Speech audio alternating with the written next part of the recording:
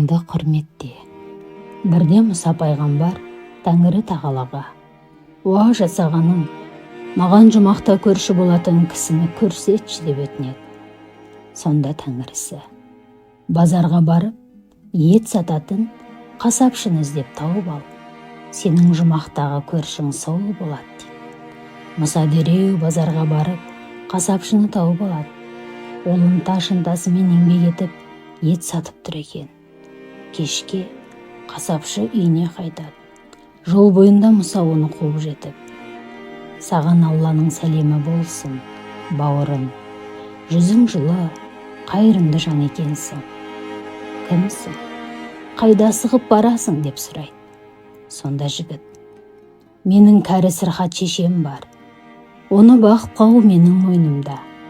Күнде үйге қайтарда малдың жылы жұмсағын, өкпе бауырын алып барып, оған ас әзірлеймін. Шешем ауқаттан кейін күніге маған: балам, сені Тәңірі жарылғасын. Маған қылған қызметің Құдайдан қайтсын. Ертең жұмақта Мұса пайғамбардың көршісі бол» деп үнемі дұға қылатын дейді. Мұса жігітке риза болып: «Уа жаратқан, ата-анасын сыйлаған адамның бәрі менің көршімнен қыл» деп дұға етеді. Бұл туралы Миғраж сапарда да айтылады. Мұхаммед пайғамбар Миғражда бір топ адамдарды көреді. Олардың түрлері сондай ұсқынсыз. Ауыздарында бірде-бір тісі жоқ, құлақтары жырық, мұрындары пұшық, көздері қысық, қол-аяғы шидей жіңішке, бірақ қарындары қампиып кеткен. Өз бетінше жүре алмайды. Тырнақтары сояудай, жез тырнақтың кепілінген, шаштары алба-жұлба. Пайғамбар олардың түрін көріп шошып еді. «Бұлар кімдер?» дейді. «Алланың елшісі».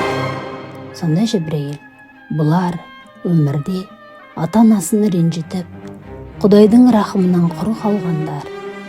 Кім ата-анасын сыйламай, олардың көңіліне қаяу салса, сол адамның Құдай алдында сүйкімі болмайды. Қияметте түрлері осы қалпында тіріледі» дейді. Пайғамбар: «Ата-анасын ренжіткен мұндай сұрықсыз адам менің үмбетімнен болмасын» деп дұға қылған екен. Осы сапарында пайғамбар бір топ періштенің пырақ аттарды жетектеп, қолдарына тон жамылғалы бір жаққа кетіп бара жатқанын көреді. Ол: «Бұлар қайда бара жатыр?» деп сұрайды. Сонда Жібірейіл: «Тәңірдің сүйікті достары келе жатыр екен. Соларды қарсы алуға бара жатыр» дейді. Пайғамбар қызығып, оларға ілесіп барады. Періштелер бір топ адамды күтіп алып, оларға оқалы тон кигізіп, астарына пырақ киінгізеді. Сонда пайғамбар Жібірейілден: «Бұлар кімдер?» деп сұрайды. Дүниеде ата-анасын сыйлаған адам Тәңірдің сүйікті құлы. Кім ата-анасын құрмет көрсетсе, Құдай оларға да осылай құрмет көрсетеді дейді. Сонда пайғамбар: «Ата-анасына құрмет көрсеткен адамға мен де ізет көрсетемін» деп олармен сәлемдеседі. Олар да пайғамбармен құшақтасып қауышқан екен деседі. Сондай-ақ бәрімізді ата-анасын құрметтейтін ұрпақтан болуымызды нәсіп етсін. Сондай-ақ бәрімізге ата-анасын құрметтейтін ұрпақтарды нәсіп етсін. Ел аузында ата-анаңа үпілеме деген қасиетті сөз бар. Сол тұрғысында айтатын болсақ, ертеде бір жігіттің қарт шешесі болыпты. Шешесі ауырып төсек тартып жатып қалады. Жігіт отын жауып, оны қалаға сатады екен. Шешесі күнде баласының қамын ойлап төсекте отырады. Баласы кешке үйге келгенде: «Балам, шаршадың ба?» деп сұрайды екен. Баласы шаршаса да оны білдірмей: «Шаршағаным жоқ, апа» деп жауап береді. Бұл сөз ауру шешесіне кішкене болса да қуат береді екен. Бір күні баласы жұмыстан шаршап келеді. Жанына батқан ауырлығы шаршатты ма, баласы ошақтың жанында жылынып отырып, ахлап үклейді. Шешесі ұлының қатты қажығанын сезеді. Баласының жағдайы жанына батқан шешесі ұлын түнімен уайымдап, жүрегі қысыла бастайды.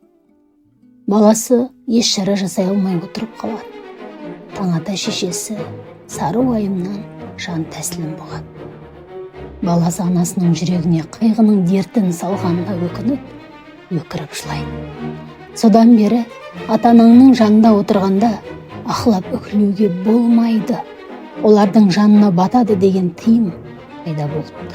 Мен ана бір әңгімені оқып отырып, ерекше бір күйге бөлінді.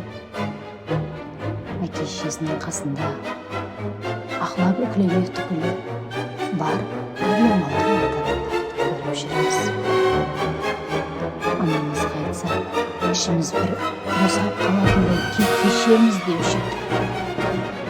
Сөйтсем, сол бір өздеріне жеңіл болған алдамшы сезімнің ана жүрегіне соншалықты ауыр қаяу саларын білмейсің. Менің марқұм анамды, ей жасаған, бүгін көз ілмедім, бір қарамысы ойыма кіріп кетіп шықпай қойды деуші еді. Сөйтсем, сол қарамысыға күнделікті болып жатқан өмірінің ой тізбегін қас-қабағымызға қарап, жарығым не болды? Мен анам бәрін сезеді. Тіпті болмаса, ей, бүгін бір жайсыз түс көрдім, сенде бәрі жақсы ма деуші еді. Анамның бәрінің көңілі балада, баланың көңілі далада дегенде тегін айтылмаса керек. Менде не жоқ. Деген сағыныш менде күн сайын бітті.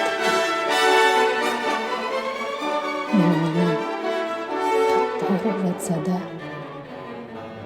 жанына батқан ауру жанында отқан баласына сездірмеді.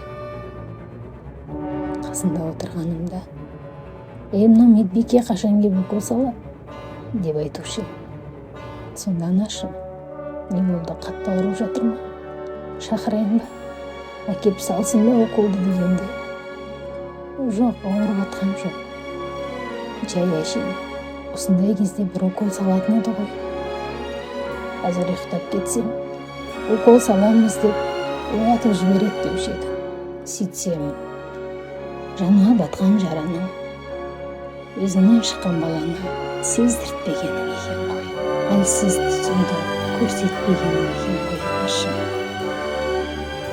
Иә, менің анамның бейнесі, әрбір айтқан сөзі бойыма күш болатын даналық сөз болып қалады. Анашым, арғымағым, менің қасиетті әруағым, сіз біздің мәңгілікке жүрегіміздесің.